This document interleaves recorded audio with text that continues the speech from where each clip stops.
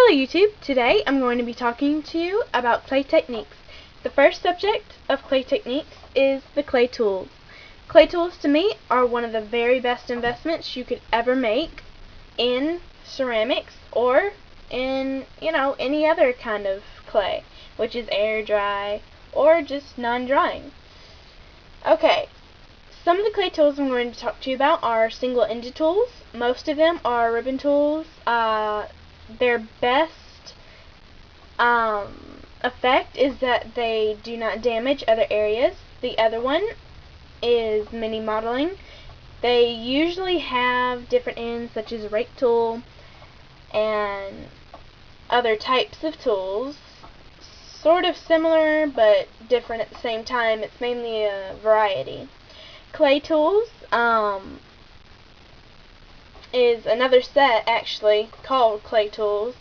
They are mainly stainless steel fittings at the end, and they are great for ultrafine sculptures with very detailed detail.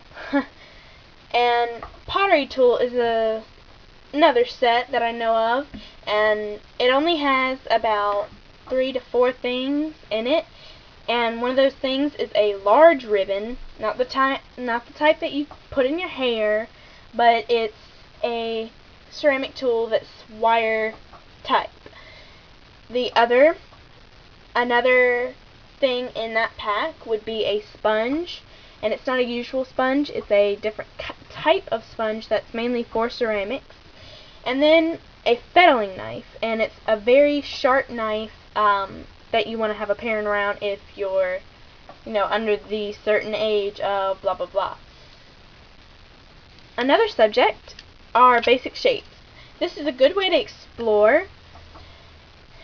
You make shapes such as spears, cubes, coils.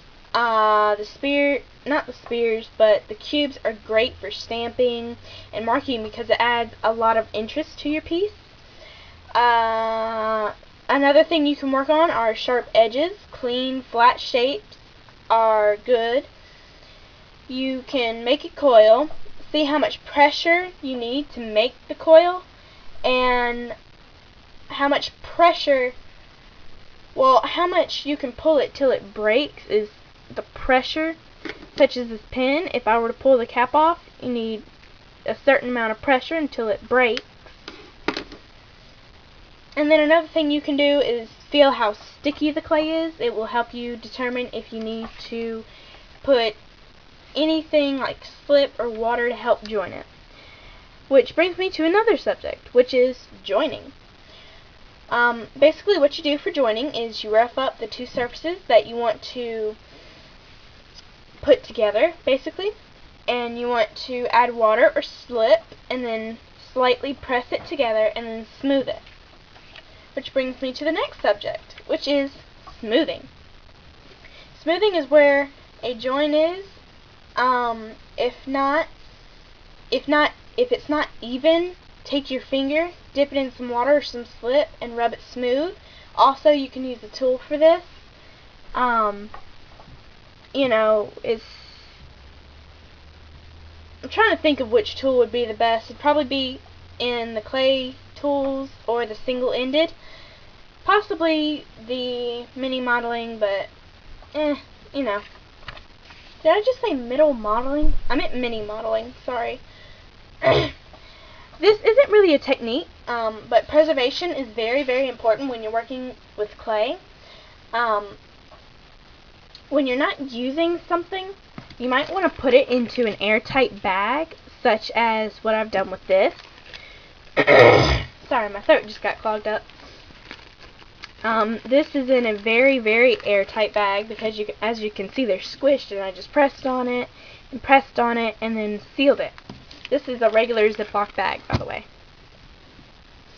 And then, sorry guys, I don't know what just happened. But if you don't want to put it in an airtight bag like that because you're scared you might mess it up or something, you want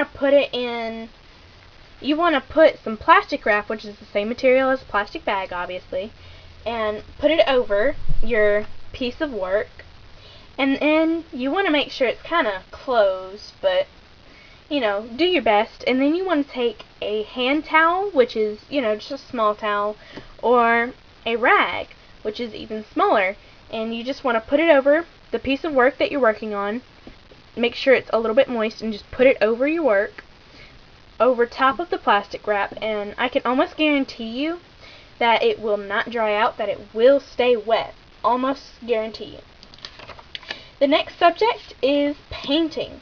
When you're using an air dry type of clay, you want to use acrylic paint, because that would be the very best. If I was using this white right here and I made a penguin, I would use some black acrylic paint and fill in where it needed it, and I would use some orange and fill in the beak, all the other colors that it would need. And I don't expect you to be an expert after this, but I do hope that you've been inspired to create something flat or 3D. Another point, actually, that I forgot to mention was that sculpting can help in other areas.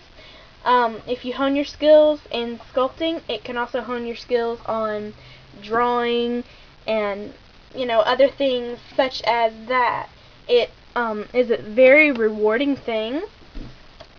And ceramic clay, you can glaze it and everything and make it all pretty and keep it for a lifetime, and then pass it down, whatever. Same thing with air dry clay, but ceramic clay is probably the best thing to do.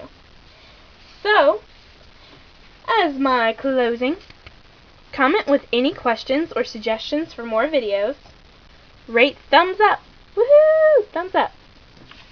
And subscribe for more videos just like this one. Or, like I said, comment and give me an idea for another video. I'm running out, guys. You gotta help me.